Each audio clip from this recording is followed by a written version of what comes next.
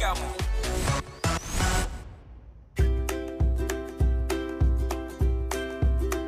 Hi girls, what's up? Hi, baik-baik aja kok. Kamu gimana? Yeah, aku fine. So where are you going? Kita lagi mau ke kantin. Kamu mau ikut nggak? Sorry, aku sudah makan. So aku mau ke perpustakaan aja ya. Ya ampun, bisa nggak sih kamu pakai bahasa Indonesia aja? Bahasa asing itu emang penting. Tetapi kita harus cinta dengan bahasa kita sendiri. Kalau bukan kita, siapa dong yang mencintai bahasa Indonesia? Utamakan bahasa Indonesia, pelihara bahasa daerah, kuasai bahasa asing. Yang kita dengarkan ini adalah sebuah pagelaran gamelan oleh Friends of Gamelan di Epiphany Center of the Arts, Chicago, Amerika Serikat, yang semua pemainnya adalah orang asing. Gamelan merupakan seni budaya yang ada di Indonesia. Budaya ini berkembang di beberapa bagian Nusantara, yaitu Jawa, Sunda, Bali, dan Lombok. Percaya atau tidak, gamelan ternyata tidak hanya berkembang di Indonesia, tapi juga di beberapa negara besar dunia seperti Singapura, Amerika Serikat, Jepang, dan Selandia Baru. Gamelan menjadi sangat diminati. Bahkan di Singapura, gamelan dan musik keroncong telah menjadi bagian dari kurikulum mereka. Gamelan wajib dipelajari hampir di setiap sekolah dasar di Singapura. Bahkan hampir di seluruh wilayah di Singapura terdapat alat musik asal Indonesia ini.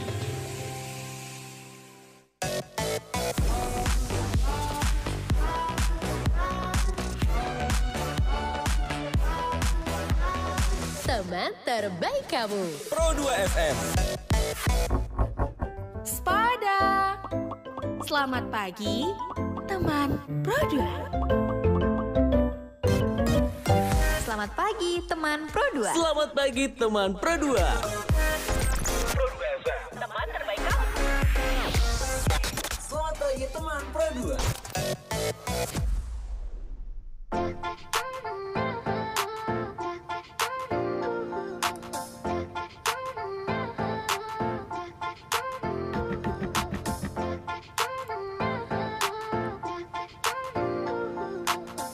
Delapan 88,4 Pro 2 Pekanbaru, teman terbaik kamu. Hai, selamat pagi teman Pro 2. Ya, di rangkaian Spada ya, yang udah aku spill dari tadi teman Pro 2.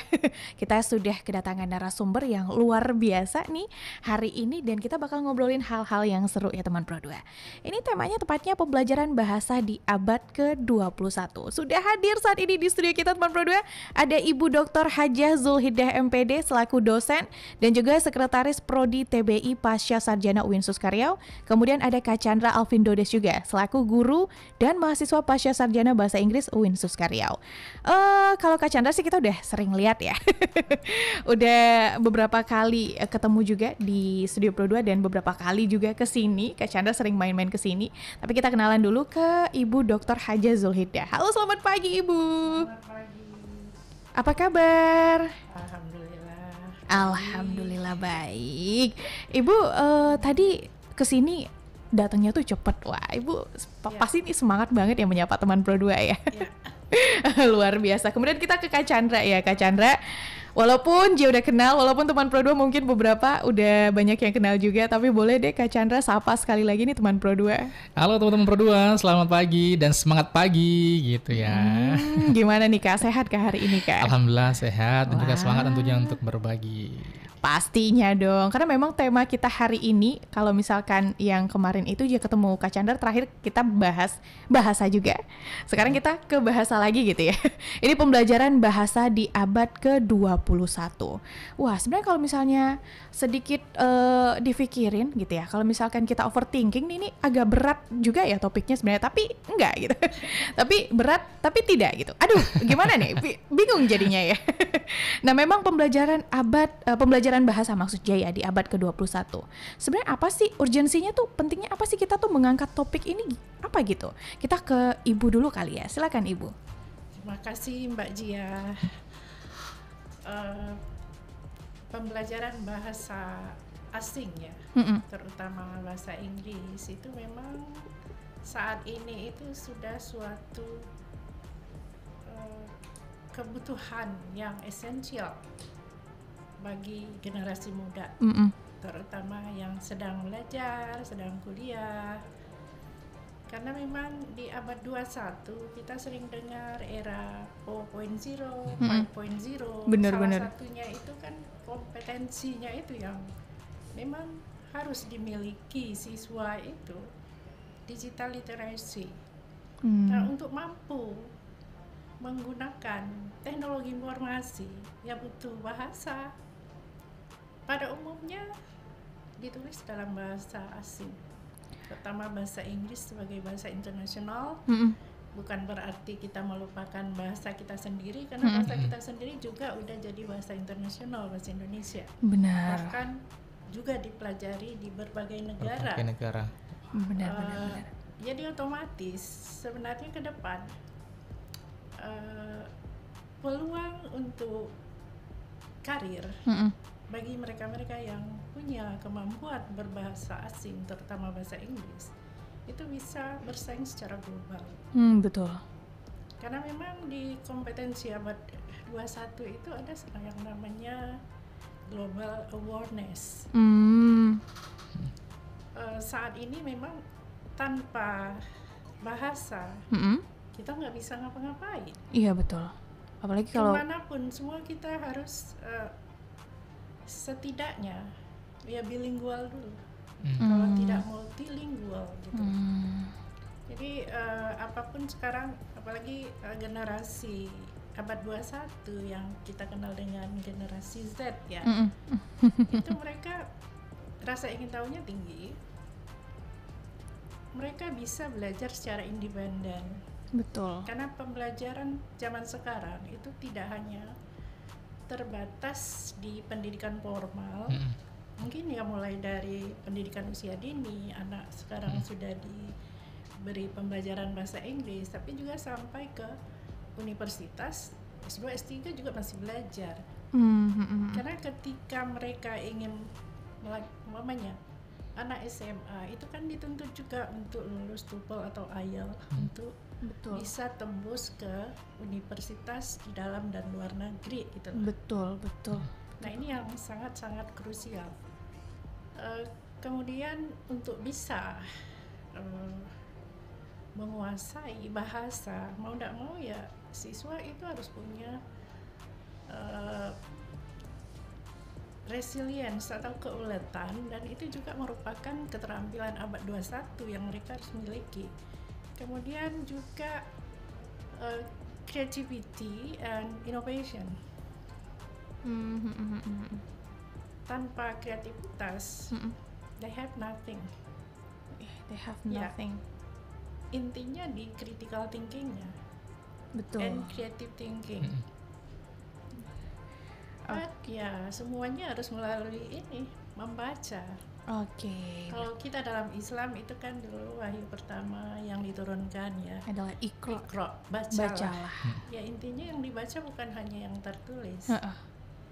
Ya anak muda zaman sekarang yang harus bisa membaca yang tidak tertulis, yang namanya yang tersirat, yang kita sebut dengan implied situation or condition.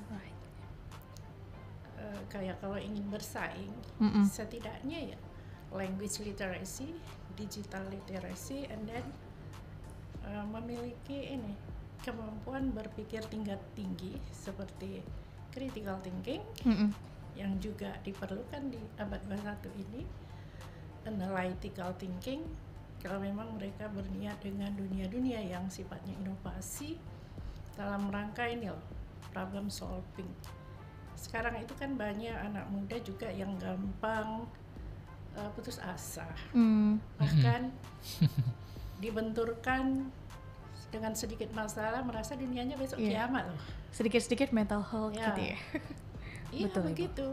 Dan mereka ini kalau tidak mampu memecahkan masalah, ini ya bagaimana generasi kita ke depan gitu loh. Makanya mereka itu perlu dibekali kompetensi abad 21 itu sendiri di dalam proses pembelajaran.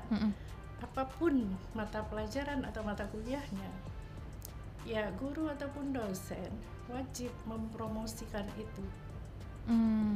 How to encourage students to do something. Makanya ada yang namanya project based learning. Oke, baik Ibu. Dan di situ mereka memang dituntut untuk kreatif. Mereka diberi project, bisa saja idenya dari diri mereka sendiri, betul, bisa betul. yang dari dosen atau gurunya. Ya kalau untuk pembelajaran bahasa Inggris ya banyak projectnya. Ya umpamanya mereka disuruh buat podcast, Betul. ya kan? Sekarang ini yang di non formal umpamanya ya mereka bisa ambil kursus-kursus yang mereka mau. Umpamanya mereka ambil public speaking atau grammar atau sebagainya. Tapi mereka juga bisa belajar mandiri. Betul. Dengan secara kemampuan independen, ya. digital literacy and language literacy, mereka bisa mengakses berbagai platform pembelajaran bahasa Inggris yang ada yang free, ada yang berbayar. Iya, Tapi betul. biasanya kalau untuk siswa itu banyak yang free-nya. Yang penting subscribe, Follow and follow, comment. like and comment gitu ya. Nah, Benar. Baik, Ibu, kita ke Kak Chandra sebentar ya. Kita ralat kembali. Terakhir ketemu itu kita ngomongin soal pendidikan. Tapi ini masih berkaitan, pendidikan ya, iya benar. kemarin ya. Pendidikan. Dan sekarang terkait dengan bahasa. Bahasa Pembelajaran asing. bahasa dan bahasa asing ternyata ya, Kak Chandra. Ini memang tadi sudah disinggung sedikit oleh Ibu ya mengenai memang bagaimana teknologi luar biasa sekali prosesnya dalam pengembangan pembelajaran bahasa pada saat ini. Ini gimana nih Kak Chandra? Menurut Kak Chandra, bagaimana teknologi ini mempengaruhi pembelajaran bahasa, khususnya di abad ke-21 sekarang? Yang harus dipahami dalam pembelajaran bahasa, mungkin kita harus mengetahui dulu kebutuhan apa yang kita inginkan secara konten bahasanya, baru teknologinya menyusul. Jangan pilih teknologi yang lagi tren, kemudian kita nggak sesuai sama kita gitu ya, Mem ya. Jadi ini penting juga untuk para pendengar yang ingin meningkatkan kemampuan bahasanya. Yang pertama itu adalah kita butuhnya apa gitu misalkan. Kalau misalkan kita butuh untuk melancarkan speaking, tentu cari platform teknologi yang mengakomodir itu. Kemudian misalkan pengayaan kosakata, atau mungkin ada juga beberapa yang ingin belajar bahasa asing itu karena punya tujuan untuk mendapatkan beasiswa di negara-negara tertentu.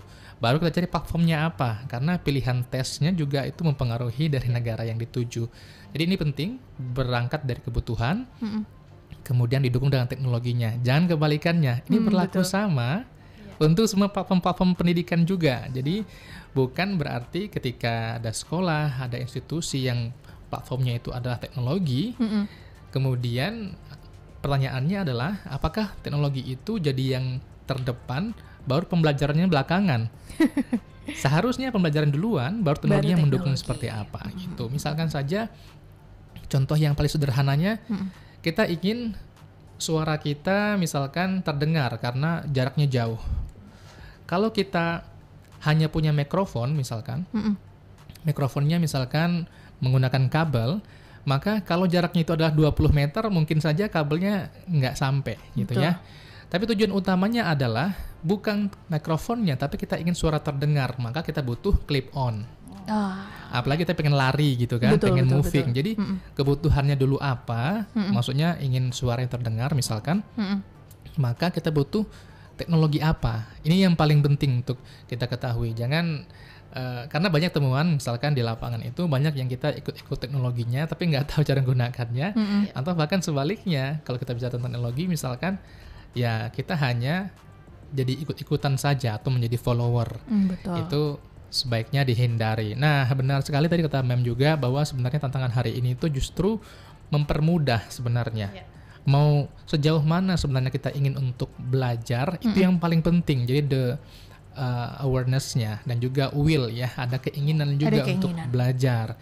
Karena hampir bisa dikatakan sudah nggak ada lagi celah untuk excuse, alasan nggak bisa belajar, nggak ada uang, nggak ada teman, nggak ada lingkungan, semuanya bisa ada di zaman sekarang. Gitu ya. Aksesnya udah sangat mudah sekali ya. Mudah. Tinggal sejauh mana.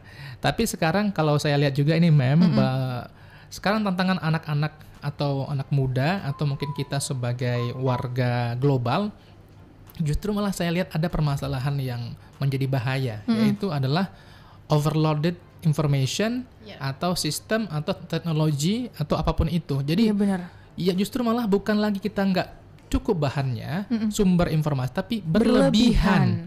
Sehingga kita nggak bisa pilah-pilah yang mana nih. Misalkan kita mau bisa belajar bahasa asing, muncul tuh 10 pilihan, 10 tips gitu ya, 10 platform. Sehingga orang jadi belum satu selesai, sampai ke ujung udah coba yang kedua karena masa nggak cocok, sehingga tidak ada yang sifatnya mendalam. Jadi mendalam, depth learning is also one of the best solution untuk kita ningkatin kemampuan bahasa dan pembelajarannya, seperti itu. Wah, ini berkaitan ini. Ini saya merasakan sendiri nih ya Kak Chandra ya, bagaimana informasi ini didapat secara berlebihan, apalagi karena saya ini belajar secara mandiri sendiri, tanpa ada panduan dari guru gitu ya. Kita ke Ibu lagi. Kita ke Ibu ya. Tapi kita mundur sedikit ke belakang. Ini gimana sih Ibu kesadaran dan komunikasi global itu berperan dalam pendidikan bahasa? Karena memang bahasa berarti berkomunikasi ya Ibu ya. Sebenarnya inti belajar pembelajaran itu memang komunikasi. Komunikasi bisa dua arah, bisa satu arah. Kalau dia mau lecturing only kan bisa multi arah. Nah ini semuanya kan harus disiasati dengan prosesnya. Ya contohnya kalau kita ingin memang komunikasi itu multi arah, kita beri peluang ke anak didik untuk melakukan itu. Yang umpamanya kita minta mereka diskusi kelompok kecil, small group discussion gitu ya, di mana setiap orang harus berkontribusi untuk memberikan pendapat dan mereka bertanggung jawab terhadap kelompoknya. Karena memang di belajar kelompok itu kan diminta individual accountability. Intinya pertanggungjawaban individu tetap diminta meskipun mereka kerjanya kolaboratif. Jadi ya bagaimana caranya membuat anak ini bisa aktif berpartisipasi dalam setiap aktivitas. Jadi yang namanya kesadaran itu nanti akan menimbulkan self management, self regulated learning. Wah keren. Ya dengan itu mereka akan punya high motivation untuk mencapai apa yang mereka mau, karena biasanya bahasa itu alat loh, tools. Iya betul. Ya bukan tujuan. For their future career, untuk karir di masa depan, untuk bisa bersaing dengan orang lain atau sesama teman, atau bahkan secara internasional. Benar sekali. Memang bahasa ini adalah alatnya Ibu ya, bukan sebagai tujuan. Tapi kita mundur sedikit Ibu. Tadi sempat di awal itu disebutkan kalau misalkan bahasa ini jadi problem solving gitu.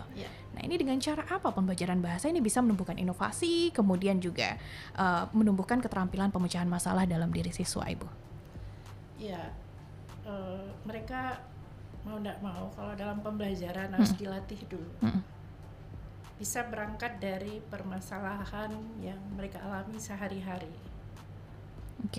Dan mereka ungkapkan, kemudian mereka sendiri yang akan mencoba mencari alternatif pemecahan. Dan kitanya hanya memfasilitasi sebagai guru dan dosen. Jadi bukan nyuapin gitu loh. Bisa saja kita yang beri permasalahan, kemudian kita siapkan langkah-langkah apa yang mereka harus lakukan melalui problem based learning ya, kemudian project based learning. Dan dua-duanya ini memang berbasis scientific, metodologi ilmiah, pendekatan ilmiah. Jadi sejak dini anak ini memang sudah dilatih untuk menemukan solusi. Tapi kalau mereka tidak pernah diberi peluang, tidak diberi kebebasan ya untuk memilih metode atau cara apa, karena bisa mereka dengan membaca berbagai sumber melalui internet terkait masalah yang mereka hadapi. Jadi mereka bisa mengumpulkan berbagai referensi dari berbagai pakar yang nantinya bisa mereka simpulkan untuk mendapatkan solusi terhadap problem yang mereka hadapi. Wah, berarti Nah, memang intinya ada kreativitas dan inovasi, letaknya di situ. Iya. Kompetensi abad 21-nya itu di creativity and innovation. baik. Berarti bisa di poin kalau misalkan guru dan dosen itu perannya hanya memberikan problem gitu. Nah, nanti untuk penyelesaiannya untuk siswa sendiri yang beradaptasi dengan hal-hal tersebut gitu ya, dengan langkah-langkah ataupun step yang sudah dikasih tahu oleh guru ataupun dosen tadi ya Ibu ya. Ya, peran guru dan dosen sekarang kan sudah beralih Benar. menjadi guru atau dosen modern. Ya. Perannya itu hanya sebagai fasilitator, motivator betul. inisiator, evaluator, manajer. Keren. Kita ke Kak Chandra. Siap. Kak Chandra ini berarti kan memang kemampuan beradaptasi siswa ini sangat luar biasa penting ya. Betul. Dalam pendidikan bahasa, apalagi di era sekarang. Apalagi terlebih lagi sekarang guru dan dosen itu sudah beralih fungsi jadi fasilitator, only fasilitator gitu. Nah, ini gimana nih menurut Kak Chandra? Pertama kalau untuk bicara tentang dua kata yang cocok ya untuk anak murid itu dan juga guru, mungkin kita tidak hanya mengadopt tapi adapt. Jadi tidak hanya mengadopsi saja tapi mengadaptasi. Jadi tidak serta-merta seluruh pembelajaran yang diterima oleh guru cocok di ruang kelas. Betul. Atau dosen juga sama. Tapi di situ juga sebagai fasilitator kita juga sebagai filter mana nih yang cocok sesuai dengan kondisi ruangan, kondisi anak murid dan juga gaya belajar. Kalau zaman sekarang itu kalau di kurikulum Merdeka itu bicara tentang differentiated learning. Artian memang anak-anak tidak disamaratakan dengan satu metode pembelajaran yang sama, tapi juga sesuai dengan kemampuan mereka. Sehingga kalau dari anak-anak muridnya juga akan senang mengikuti pembelajaran karena mereka merasa bahwa sesuai dengan kemampuan mereka dan gaya mereka. Tapi juga dari guru juga mengadaptasi juga, tidak serta-merta ketika ada textbook itu saja monoton sampai akhir gitu, tidak ada yang sifatnya pengembangan gitu ya, atau mengadaptasi mana yang cocok nih yang bisa sesuai dengan kondisi hari ini. Jadi kontekstual juga sangat penting. Di situ juga ada filter dan autentik, iya betul. Yang harus dimiliki oleh guru ataupun dosen, sehingga kalau kita bicara tentang kondisi hari ini, anak-anak juga tahu relevan ya informasinya bahwa oh ini memang kondisi hari ini kita ngomongin soal abad 21 nih, nggak ngomongin tentang masa lalu lagi gitu. Yang memang zaman sekarang bukan menjadi tantangan lagi, tapi sudah keharusan bahwa keniscayaan. Kalau zaman dulu bicara 1-2 orang bisa bahasa Inggris itu wow keren bisa gitu. bahasa Inggris. Bahkan kalau kami pulang-pulang ke kampung nih mahasiswa, anak bahasa Inggris, jago bahasa. Udah kesannya seperti sekarang. Orang bahasa Inggris itu udah kebutuhan. Orang udah multilingual, orang bisa 2 bahasa baru. 2 bahasa pun orang tidak begitu takjub sekarang. Sekarang di media-media sudah 7, 5, udah multi sekarang. Jadi artinya perkembangan ini itu harus diadaptasi sehingga nanti muncul kreativitas dan inovasi. Baik gurunya atau dosennya maupun muridnya juga, mereka mampu beradaptasi bahwa guru atau mungkin dosen juga men-trigger pemicu-pemicunya, hanya sifatnya trigger aja, memicu, memantik. Bukan berarti gurunya cuma lempar masalah ya. Asal diselesaiin. Tapi ada juga yang harus dipahami dari kurikulum Merdeka juga, ini mungkin boleh dikoreksi juga ini bahwa kurikulum Merdeka ini bukan serta-merta merdeka tidak ya udah kasih gitu bablas ya, bukan bebas bablas, tapi ada koridornya, silahkan dalam koridor ini gitu loh. Jadi dalam mengajar juga sama dalam bahasa. Koridornya asalkan masih mencapai tujuan yang dicapai, udah ini koridornya. Jadi tetap ada ruangnya, tidak serta-merta bebas bablas. Iya betul. Jadi kan seperti itu. Ada panduan khususnya kalau misalkan untuk pembelajaran bahasa Inggris ya memang ada nih poin-poin ataupun step-step yang harus diikuti ya. Kita balik lagi. Wah, ini panggilnya Mem atau Ibu sih Kak Chandra? Boleh Bu, saya panggil Mem. Oke, yaudah saya ikutan aja Mem aja kali ya. Karena memang dosen bahasa Inggris biasanya dipanggil Mem ya Kak Chandra dan atau gitu kan. Nah, kita balik lagi ini. Berarti memang kan sekarang media pembelajaran ataupun pembelajaran itu bisa didapat dari mana saja, mulai dari sekolah, dari bimbingan belajar, kemudian dari independen, itu dari internet internet gitu ya. Dari manapun platformnya apapun itu. Ini sebenarnya perbedaan spesifik itu ada di mana sih Bu letaknya? Kalau misalnya belajar dari sana itu apa nih bedanya kalau misalnya belajar dengan guru, belajar di bimbel dan belajar secara independen? Ya, kalau belajar dengan guru otomatis itu sudah ada kurikulumnya yang memang sudah ditetapkan secara nasional, apa sih yang akan di-achieve oleh anak ini, ya istilahnya outcome-nya apa sih gitu loh. Tapi persoalannya sampai hari ini pembelajaran di sekolah itu kan masih dianggap kurang mampu membuat anak itu memiliki English proficiency itu. Tetap mereka butuh yang non formal menambah karena memang dengan waktu jam pelajaran yang limited untuk membuat anak itu bisa melakukan praktek yang sempurna ya, karena kalau saya sering bilang ke mahasiswa perfect practice make perfect. Perfect practice make perfect. Kalau biasanya practice make perfect ya, tapi betul. Perfect practice. Practice make perfect. Ya intinya apa? Kita siswa nggak bisa mengandalkan hanya satu platform. Dan kita juga tahu ya para orang tua itu memang sejak dini zaman sekarang ya sudah memasukkan anaknya ke yang kursus-kursus bahasa asing gitu loh. Kemudian juga mereka memperkenalkan video-video yang animasi atau kartun-kartun yang berbahasa semuanya asing. itu berbahasa asing. Dan mereka sengaja nggak ngasih yang bahasa Indonesia gitu. Sehingga apa? Sejak dini anak kecil ini dia bisa like native speaker. Baik pronunciation-nya beda dengan kita yang belajar sudah SMP dulu. Kalau zaman saya SMP dulu baru belajar bahasa Inggris ya. Itu berbeda. Jadi how they pronounce just like native speaker. Just because of they watch animasi English gitu ya, movie English or animation or cartoon every day. But ya dalam kasus ini orang tuanya juga harus ngontrol. Jangan kebablasan dari pagi sampai sore anaknya nonton gitu. Ya, intinya ada pembatasan. Kapan anak belajar mandiri melalui otodidak dia dari ya istilahnya gini ya, fun learning itu harus ada karena memang dunia anak itu kita harus meniru dunia olahraga dan mereka kan suka bermain. Betul. Makanya ketika belajar bisa saja menggunakan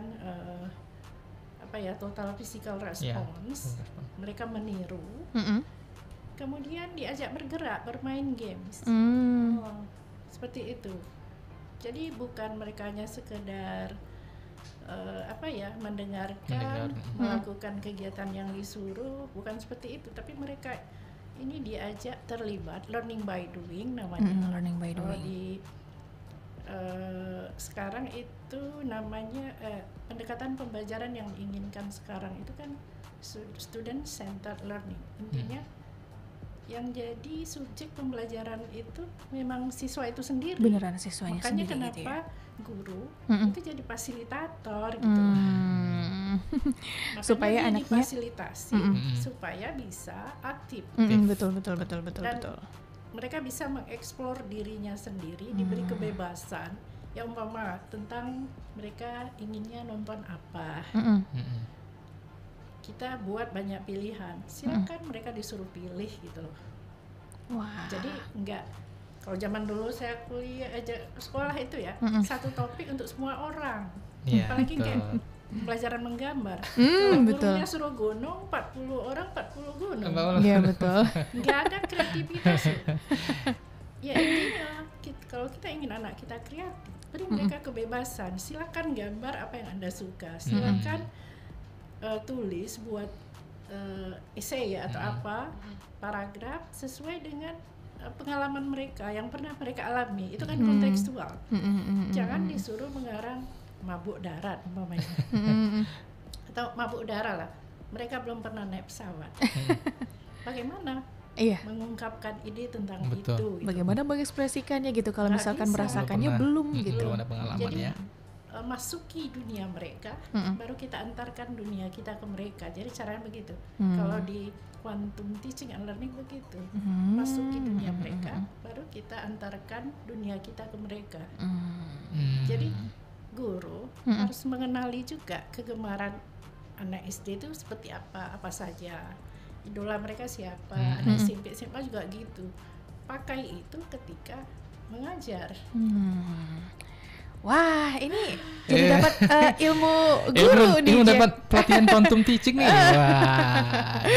Wah, seru ya. Seru banget. Tapi ini kayaknya kita iklan dulu kali ya Kak Chandra. Karena ini masih banyak lagi pembahasan yang bakal kita gali lebih dalam. Pengennya sih nggak iklan 1 jam, kita full ngomong aja gitu. Tapi ini nggak bisa. Oke, nanti kita lanjut lagi dengan pembahasan pendidikan bahasa ya. Untuk kamu teman Pro 2, jangan kemana-mana. Dan kamu yang mau menyaksikan langsung bisa ke kanal YouTube Pro 2 Pekanbaru. Atau misalkan streaming ya di RRI Digital. Atau dengarkan kita di frekuensi 88,4 FM teman Pro 2. Stay tune, jangan kemana-mana, nanti kita bakal balik lagi.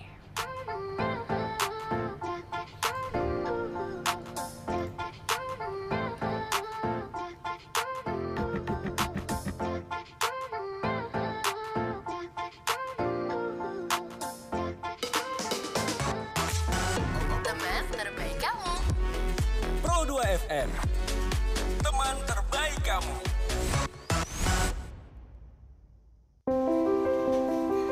Halo Wan, titipannya wes tak weni kepada Krusno yo. Mongko arep dikabari. Yo wes, aku mangkat sek. Sis, barusan teleponan sama siapa? Hari gini teleponan pakai bahasa daerah. Ya elah, kuno banget. Perasaan lo fasih deh bahasa Inggris. Kenapa nggak pakai bahasa Inggris aja sih? Aku di rumah udah biasa pakai bahasa daerah selain bahasa Indonesia. Kakakku yang tinggal di Australia, kalau telepon sama aku masih pakai bahasa daerah kok. Oh, gitu. Bahasa daerah atau bahasa ibu itu bagian dari kearifan lokal yang harus dipertahankan dan dilestarikan. Bahasa asing juga penting, tapi jangan kita lupakan bahasa ibu sebagai bahasa asal kita.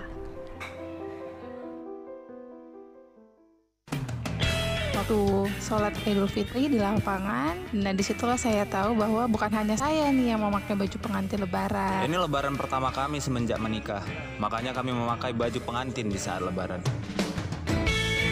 Jika Anda berkunjung ke Nias, jangan kaget jika Anda melihat para pengantin mengenakan pakaian lengkap di saat sholat Hari Raya Idul Fitri. Unik tapi nyata, kita akan melihat puluhan pasang pengantin di setiap masjid maupun lapangan yang melaksanakan sholat Idul Fitri. Jika ini lebaran pertama sejak menikah, maka pengantin wajib mengenakan pakaian pengantin lengkap. Tak hanya itu, setelah melaksanakan sholat Idul Fitri, mereka pun akan berkunjung ke rumah handai tolan sambil mengenakan pakaian pengantin lengkap selama 1 bulan. Tradisi ini sudah menjadi turun-temurun dari nenek moyang masyarakat Nias sebagai ajang memperkenalkan pengantin baru kepada keluarga besar sembari memberi ucapan doa dan selamat kebahagiaan kedua mempelai. Ini tradisi kita, ya wajib kita lestarikan lah.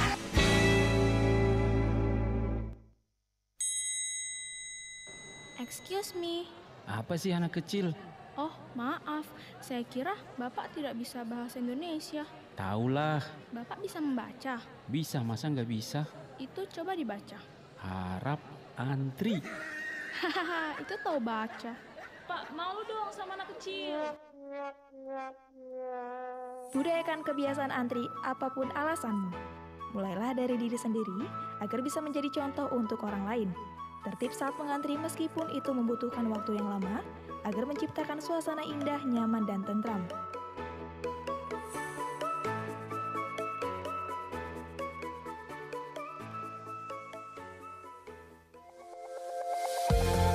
Flexing akhir-akhir ini ramai dibicarakan masyarakat. Media sosial ini menjadi sarana favorit untuk melakukan flexing. Sebelumnya pamer dianggap tabu, dilarang, dan tidak pantas. Tapi kini menjadi hal yang umum. Pamer saldo ATM, liburan ke luar negeri, pamer tas dan mobil mewah, serta sederet barang mewah lainnya. Sebenarnya apa sih manfaat flexing? Menurut pakar bisnis Renald Kasali, flexing banyak digunakan sebagai strategi pemasaran. Umumnya dilakukan para pembicara tentang latar belakang pendidikan, pencapaian, penghargaan, dan lain-lain. Bertujuan agar audiens yakin dengan kapasitas dan kemampuan pembicara. Namun kini flexing berkembang dengan pamer kekayaan yang justru memunculkan penilaian negatif, bahkan dapat merugikan diri sendiri. Psikolog klinis personal growth Stephanie Valentina menyebut, flexing merupakan salah satu cara untuk menghargai suatu keberhasilan.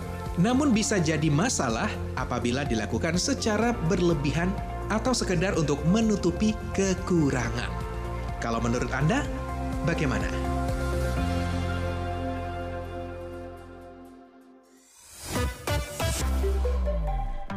Pro 2 FM, teman terbaik kamu.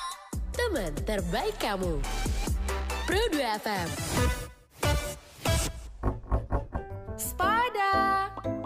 Selamat pagi, teman Pro 2.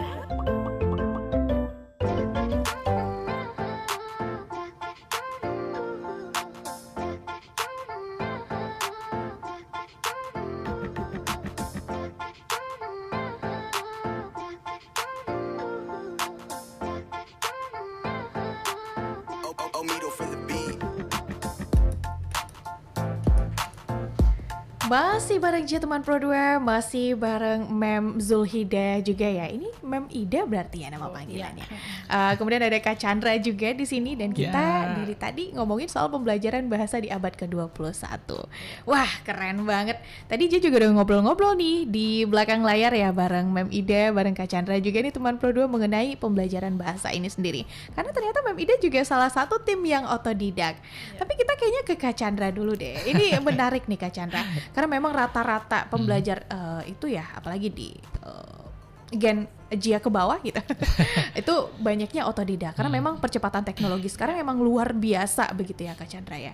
Ini gimana Kak Chandra? Menurut Kak Chandra, karena kita sudah terbiasa belajar otodidak, ada kesulitan pembedaan atau gimana nih? Silakan Kak Chandra. Kalau kuncinya memang sebenarnya itu ada needs tadi ya, ada kebutuhan. Kebutuhan itu ada dua, datangnya dari pribadi, tapi juga ada mungkin kalau pribadi ini lebih memang dari self ya, regulation atau regulated learning, atau mungkin self managementnya itu jatuhnya oleh dirinya sendiri. Tapi juga ada orang memang yang tipikalnya itu needs-nya berdasarkan kebutuhan lingkungan, jatuhnya dipaksa. Maka ada juga, saya punya istilah itu PBB, paksa, bisa, biasa. Jadi ada yang paksaan, kemudian seorang jadi bisa, kemudian biasa. Contoh misalkan untuk anak-anak Gen Z kayaknya harus pakai prinsip yang kedua nih. Kalau nunggu mereka untuk sadar atau untuk datang sendiri kebutuhannya, mereka kadang-kadang karena kurang membaca, kurang literasi, sehingga mereka tidak tahu ini tujuannya apa. Terutama anak-anak yang mungkin tahapannya kalau sekarang misalnya di SMP, mereka belum tahu profesi ini butuhnya apa dalam pembelajaran. Misalkan mereka mau jadi seorang duta besar, mereka belum punya gambaran bahwa pentingnya bahasa itu sangat mendukung karir mereka di masa depan, sehingga mereka harus butuh pembelajaran yang sangat serius dari segi bahasanya, culture-nya ataupun yang lainnya, sehingga mereka butuh orang yang paham untuk memberikan mereka kurikulum, paksaan-paksaan. Nah, bagi para pendengar yang sifatnya mungkin yang mana nih yang suka dijagain, didampingi, dipaksa baru jalan, atau yang sifatnya memang secara otomatis punya high motivation, tadi bahasa Mem Zulhida, punya motivasi yang tinggi, digerakkan dikit paham langsung bergerak gitu kan. Tapi ada juga tipikal yang harus disuruh dulu, kayak paku ya Kak Chandra ya. Jadi kalau tipikal seperti itu, saya sarankan memang pakai yang kedua, harus ada. Bahkan mohon maaf, memang kadang memang memaksa diri untuk memilih ruang yang memang punya paksaan, sehingga dia merasa bahwa ada yang memastikan bahwa dia itu kalau pas malas dikasih hukuman gitu ya. Betul. Tapi hukuman ini bukan berarti untuk membuat dia takut, karena di sisi lain juga zaman sekarang orang menghindari hukuman ya. Tapi ada orang yang lain bahwa dengan hukuman ini dia akan mampu untuk takut dalam artian good ya, positif, maksudnya harus dilakukan karena dia punya resiko ya, risk. Itu membuat dia jadi on track gitu. Misalkan kalau yang tadi bahasanya dari Mem adalah perfect practice, ada bahkan yang sudah masuk di ruang-ruang pembelajaran tapi dia hanya sekedar latihan. Tapi tidak tahu latihannya ya cuma sekedar ikut menghafal, tapi tidak hafal. Dibilang hafal 20 kosakata, dia hafal juga. Hafal juga, cuman hafalnya 5, 2, biasanya hilang. Dan gitu. Tapi ketika dia harus hafal 10, nggak dapat dikasih hukuman misalkan, atau dikasih tapi yang konstruktif ya, yang membangun ya. Kemudian dia merasa termotivasi dengan tertrigger gitu ya untuk mengikuti rules itu. Saya pikir ini juga jadi pola buat kawan-kawan di rumah untuk ya udah kalau misalkan pengen belajar hal baru, masuk ke tempat tertentu ada regulasi yang strict, tapi kita akan jadi gitu istilahnya ya, nggak ada masalah menurut saya seperti itu. Jadi gitu ya. Lihat kebutuhan diri, tipikalnya seperti apa dan harus jujur gitu ya. Betul.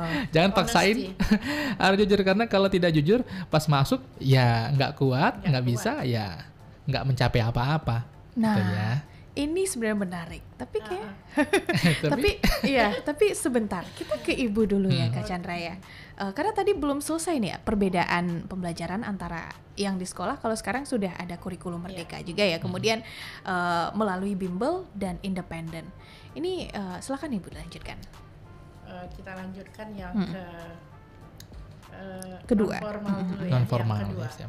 Biasanya ya mereka-mereka yang berminat ke non-formal itu mereka memang ada yang ingin mereka dapat. Nah, ini kuncinya ya. Ya, ini kuncinya karena mereka sudah merasa butuh. Karena memang kompetisi itu sekarang udah sifatnya global loh, bukan nasional lagi. Ya, betul.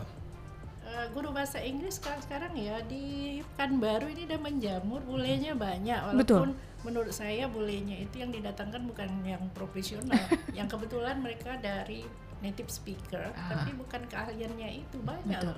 Itu hanya untuk menarik minat orang masuk kursus itu. Ya, tapi itu positif, no problem ya. Karena memang inti belajar itu kalau di psikologi ya. Ya, motivasi. Benar loh. Bagaimana orang punya intrinsic motivation yang menjadi instrumental motivation. Yang tujuannya dia, saya harus dapat ini loh, makanya saya harus begini. Ini yang harus saya lakukan. Jadi lagi-lagi larinya ke motivation. Tanpa motivasi, apapun orang akan loyal, ya kan? Ya contoh, dia lapar, tapi dia nggak ada niat sedikit, entah untuk masak, untuk beli, untuk ngapa-ngapain, hanya sibuk dengan sosmednya. Ini sebenarnya ya. Satu lagi, yang di luar belajar independen, hampir semua mahasiswa, mereka punya sosmed loh. Iya betul. Tapi sudahkah mereka pakai untuk meningkatkan kemampuan berbahasa mereka? Ya contohnya dalam bahasa Inggris itu kan ada speaking. Pernah nggak mereka live mencoba berbahasa Inggris atau mencoba menginterview native speaker live? Yang penting orangnya mau gitu loh. Sekarang kan kalau orang nggak mau kita nggak bisa dituntut. Pernah nggak mereka menulis statusnya itu berbahasa Inggris, melatih writing mereka? Right. Terus sekarang real banyak ya, mereka bisa posting film-film western movie ya yang berbahasa Inggris. Mereka bisa latih pendengaran, pronunciation, sambil juga mereka bisa cari duit lewat situ gitu loh. Ya kan? Betul sekali. Atau mereka bikin podcast kayak Vicky Naki. Kayak Vicky Naki ya. Iya benar. Ome TV ya. Aduh, pernah kesebut produknya lagi. Sampai bisa mempelajari banyak bahasa. Banyak bahasa. Kan awalnya dia pernah kuliah di kampus kita juga. Iya betul. Ya, di UIN ya. Betul. Walaupun nggak selesai. Ya intinya itu. Memang itu memang harus dari dalam diri anaknya. Kalau orang tuanya paksa itu nggak akan jadi juga. Betul. Kalau di sekolah memang keterbatasan fasilitas. Umpamanya masih banyak ya, apalagi daerah-daerah yang 3T ya. 3T betul. Itu fasilitas sekolahnya masih minim, apalagi labor yang mereka butuhkan nggak ada. Kadang-kadang gurunya satu ngajar semua. Benar sekali. Bahkan jurusan biologi itu di sekolah saya dulu ya Ibu ya. Jurusan biologi belajar olahraga. Jadi ya banyak sih kendala terutama di Riau ya, karena saya punya pengalaman dulu membina 65 madrasah di 3 kabupaten. Yang paling banyak madrasah itu kan di Inhil. Terus saya sampai ke daerah-daerah terpencil yang kita baru sampai bisa masuk ya kalau air lautnya sedang surut ya. Bukan. pasang. Pasang. Jadi di airnya pasang. di got-gotnya itu baru kita naik itu. Baru bisa dinaik. Iya, baru bisa dinaikin ya. Kalau airnya surut kita nggak bisa pulang. Justru malah nggak bisa. Karena di situ kan perkebunan kelapa segala macam. Tapi ternyata semangat masyarakat itu untuk belajar itu tinggi loh. Betul, luar biasa itu. Nah itu intinya yang namanya belajar di non formal itu memang harus dari anaknya dia ingin apa. Umpamanya dia ingin lulus wawancara. Apalagi sekarang masuk SMA aja ya. Banyak yang pakai wawancara bahasa Inggris loh. Betul. Jadi mau tidak mau ya anaknya diambilkan kelas speaking. Betul. Kan bisa dipilih speakingnya yang mana, yang untuk cari kerja, hanya untuk public speaking atau kayak kalian ini ingin jadi penyiar, gitu ya kan? Jadi news anchor. Karena itu namanya ke ESP loh, English for Specific Purposes. Kalau di sekolah itu yang diajarkan General English. Jadi baru hanya untuk promote. Belum sampai ke ya deep learningnya nggak sampai di situ gitu loh. Nah kalau yang otodidak ini lebih lagi, memang orangnya punya motivasi tinggi, sudah punya digital literacy, sudah sadar juga akan kebutuhannya, punya dana, beli kuota gitu loh. Karena tanpa itu nonsens, ya kan? Tapi sekarang kan banyak di kampus-kampus, sekolah-sekolah menyediakan wifi gratis. Tinggal anaknya lagi ya, kalau anak yang kurang beruntung memang kan orang tuanya nggak mampu memberikan fasilitas ya digital itu. Ya umpamanya handphone kadang mereka masih minjam, laptop masih minjam. Nah ini sebenarnya ya di sinilah letaknya bagaimana pemerintah itu bisa masuk ya. Karena kan memang tanggung jawab mereka ya kan. Memberikan kebijakan bantuan anak miskin itu terlantar dipelihara oleh negara. Betul. Gitu loh, ada di undang-undangnya, betul. Cuman terkadang anak-anak ini tidak tahu cara bagaimana untuk mendapatkan itu. Nah, itu dia. Atau mereka kurang berani mengungkapkan. Mereka itu nggak mampu. Apalagi yang sekarang suka pamer, padahal nggak yang sebenarnya. Benar loh. Betul. Iya kan? Betul. Nanti media. foto di mobil mewah orang. Iya, kasih makan Instagram ya. Ya benar loh. Atau makan di restoran semuanya nanti diposting. Kadang saya juga narsis, masa kan saya posting gitu. Tapi buat hiburan. Kalau saya sebenarnya buat hiburan, bukan cari duit. Betul. Karena ya tugas pokok kita nggak itu ya. Setua apapun kita tetap butuh bermain. Betul. Nggak bisa kita itu semuanya monoton, terus nggak bisa. Tetap kita butuh. Tapi ya kalau bedanya orang dewasa, mereka udah bisa ngontrol. Baik, Ibu kita ke Kak Chandra sebentar. Yeah. Karena luar biasa menarik sekali ini ya. Dan ini tadi yang dia bilang Kak Chandra. Ini sedikit menarik ya. Berarti memang untuk anak-anak itu harus punya kemauan, kemudian sadar akan kebutuhannya gitu. Tapi bagaimana untuk anak-anak yang masih bingung maunya apa, apalagi menentukan kebutuhannya? Dia merasa butuh atau tidak butuh? Ya, karena kita tahu juga ya Indonesia ini kadar keinginannya masih kurang, karena literasi membacanya juga masih sangat kurang. Bagaimana peran guru ini untuk membantu anak-anak menemukan keinginan mereka sendiri ini? Silakan Kak Chandra. Kalau dari saya pribadi ya, itu mungkin awalnya kebijakan ya. Jadi memang punya top down policy. Jadi ada kebijakan yang dari pemerintah yang sadar secara umum masyarakat Indonesia ini mappingnya, pemetaannya seperti apa, literasinya, daya bacanya, bahasanya, tulisnya, teknologinya, budayanya. Kemudian di custom sesuai dengan itu. Jadi seluruh kebijakan yang ada di bawah, baik sekolah, kursus, masyarakat lah secara umum itu akan mengikut ke arah yang dibutuhkan itu. Sehingga muncullah tadi dorongan-dorongan sekolah wajib baca, dorongan-dorongan sekolah wajib literasi, bahkan sekolah misalkan wajib cinta lingkungan. Itu kan karena isu global dulu ya. Jadi metanya, pemappingnya itu dari isu global, apa yang dibutuhkan untuk daya saing global, kemudian turun ke bawah nasional, turun ke bawah ke sekolah-sekolah atau daerah-daerah, sehingga top down-nya dapat tuh. Sehingga orang-orang yang nggak tahu mau ngapain, di dunia global orang sudah ngomongin soal misalkan sekarang itu tidak hanya 4.0 bahkan udah sampai 6.0 juga. 6.0. Udah sampai ke sana. Tapi di bawah ngomong 4.0 aja belum kelar tuh, belum selesai. Tadi kayak yang bilang bahkan 3T jangan kan ngomong soal kursus, ngomong soal ruang kelas aja mereka belum selesai. Sehingga apa? Butuh kebijakan secara merata tentang isu global tadi yang dirumuskan dalam kebijakan-kebijakan, sehingga nanti kebijakan sekolah juga mengarah ke situ, ke murid-murid yang belum tahu mau butuh apa, misalkan mereka sudah dapat gambaran dari gurunya, dari kurikulumnya, dari kepala sekolahnya, ataupun dari dinasnya, bupatinya, atau gubernurnya. Jadi saya pikir itu salah satu dorongan supaya orang tahu gambaran, oh ternyata sekarang butuh ini ya. Contoh misalkan UMKM, misalkan kalau di Kota Pekanbaru, sehingga entrepreneur jadi gerakan juga di sekolah karena mereka lihat oh ternyata giat UMKM ini bisa tembus internasional gitu kan, perdagangan asing yang justru malah sekarang udah pakai produk tertentu bisa sambil live gitu kan, betul. Jualan menembus pasar global internasional.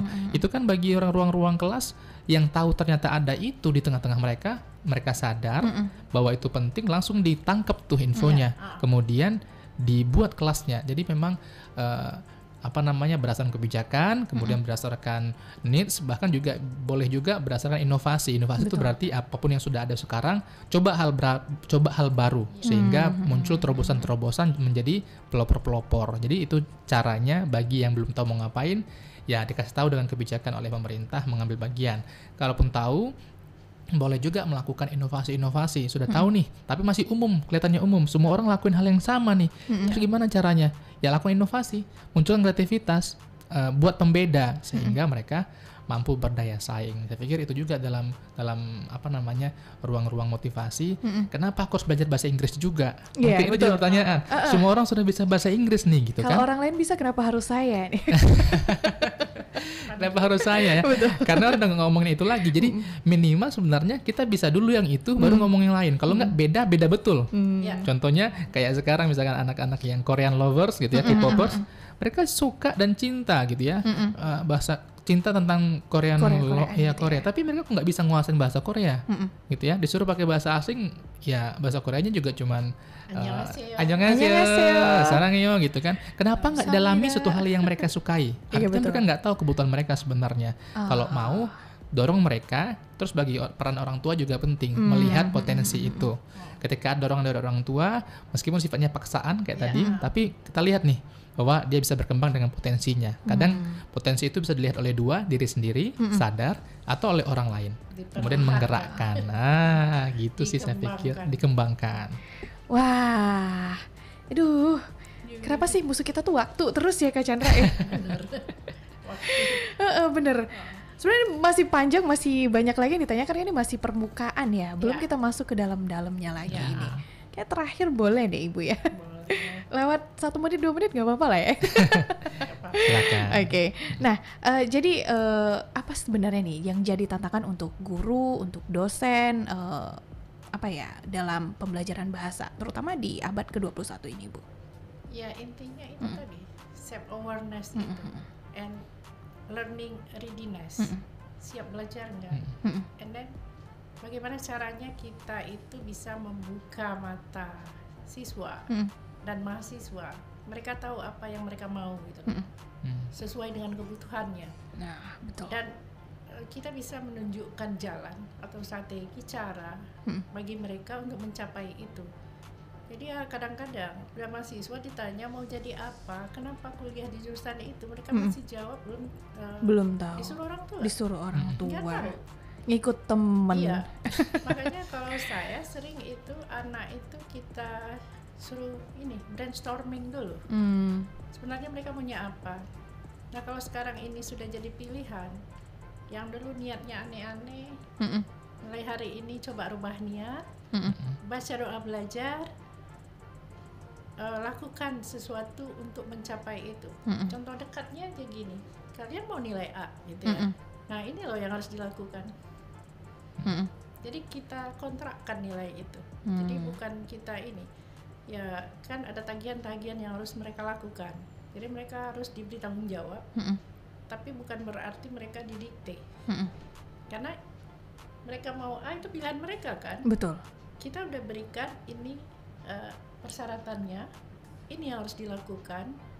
Sekarang tinggal mereka mau apa gitu, mau mereka akan kerjakan semua, dan mereka akan kerjakan itu on time, bahkan before the time. Kemudian menambah kegiatan ekstra yang kadang-kadang membuat kita ya surprise dengan kemajuannya. Padahal kita hanya memberi ya semacam statement sebagai atau pertanyaan pemantik istilahnya kurikulum merdeka. Itu ibarat begini ya. Kalau di quantum teaching itu namanya bagaimana how to wake a giant sleeping. Otak manusia ini sebenarnya harus di empower. Tak kanan tak kiri. Otak kiri itu kan logika, otak kanan itu sifatnya emosi, motivasi, empati ada di situ. Tapi kalau ini penggunaannya nggak seimbang, ini bisa berbahaya. Betul. Kalau hanya logis, anak kurang empati loh. Betul sekali. Makanya buku-buku bahan ajar itu perlu merangsang kedua belah otak anak ini. Jadi ibaratnya namanya juga giant sleeping ya, raksasa yang sedang tidur. Supaya potensi otak ini bisa melejitkan prestasi anak, ya itu memang harus difasilitasi dengan cara yang tepat, dengan strategi pembelajaran yang pas sesuai dengan kebutuhan mereka. Makanya di Kumar itu ada pembelajaran yang berdiferensiasi. Guru harus mampu gini loh. Nih anak saya modalitas belajarnya umpamanya kinestetik. Jangan kita sibuk ceramah gitu lah. Nah ini auditif. Kalau auditif dia suka ini, kita kasihlah tontonan yang audiovisual gitu loh. Ada lagi satu lagi yang itu yang visual ya. Auditif itu pendengaran. Di audiovisual itu ada dua-duanya. Iya, ada dua-duanya. Kemudian anak yang kinestetik itu mereka lebih suka disuruh bergerak loh, bermain game. Ini contohnya kita beri game puzzle untuk anak apa ya. Tapi isinya terkait bahasa gitu. Kalau udah agak besar kita buat dalam bentuk kartu sortir. Kita buat kalimat, kita potong-potong, nanti anak suruh nyusun berkelompok, terus mereka stick on the wall, kan bergerak loh, dunia olahraga itu. Dan yang seperti itu kan bermain. Betul. Untuk melejitkan sains ya? Betul. Sleeping giant. Karena semuanya ada di otak loh. Betul. Aduh, ini belum ke strateginya, belum bagaimana cara-cara step-stepnya gitu. Aduh. Kayaknya next time kita bakal ada lagi di sini kayaknya ya. Harus. Dengan pembahasan lebih dalam ya. Wajib. Ini lebih spesifik lagi kali temanya kali ya Kak Chandra ya. Aduh, udah 9:02 sebenarnya dia pengen lewat, tapi kita ada relay ke Pro 2 Jakarta nanti. Aduh. Oke deh, terakhir deh Kak Chandra, ada yang mau disampaikan untuk teman Pro 2 di rumah, silakan. Ya intinya sekarang ada dua. Yang pertama munculkan motivasi diri untuk belajar hal baru. Salah satunya mungkin yang kita bahas hari ini adalah bahasa, sehingga kita tahu apa yang akan dilakukan setelah tadi menentukan target atau impian. Kalau bahasa anak-anak sekarang itu buatlah mimpimu gitu ya. Terus lakukanlah action terkait mimpi itu. Itu sih yang paling singkat. Kalau kamu tidak bisa menahan bagaimana upaya kerasnya berjuang untuk mencapai mimpi itu, bersiap-siap aja nanti menahan apakah kebodohan, apakah suatu hal yang mungkin telah dicapai oleh temanmu kamu tidak mencapainya gitu ya. Ketidaktahuan dan juga banyak hal lain. Sehingga kalau kamu butuh, ini yang paling penting, kalau kamu tidak bisa motivasi dirimu, minta orang lain atau siapapun itu yang bisa memotivasimu. Itu aja mungkin. Tuh benar tuh. Kalau misalnya tidak sanggup menahan rasa malas hari ini, maka tanggunglah rasa iri, rasa dengki atas kebodohan sendiri gitu ya. Rasa malu. Benar. Oke deh. Terima kasih ya Mem dan Kak Chandra. Ya lain kali memang kita harus lebih dalam lagi. Aduh nih saking semangatnya nih Jenny. Oke teman Pro 2, karena memang sebentar lagi kita akan mengikuti siaran langsung dari Pro 2 Jakarta ya, Music Live Chat. Jadi kamu jangan kemana-mana. Terima kasih sudah mengikuti kita hari ini. Selamat pagi, sampai jumpa. Bye. Terima kasih Kak Chandra. Terima kasih Jian, para pendengar Mem juga semua.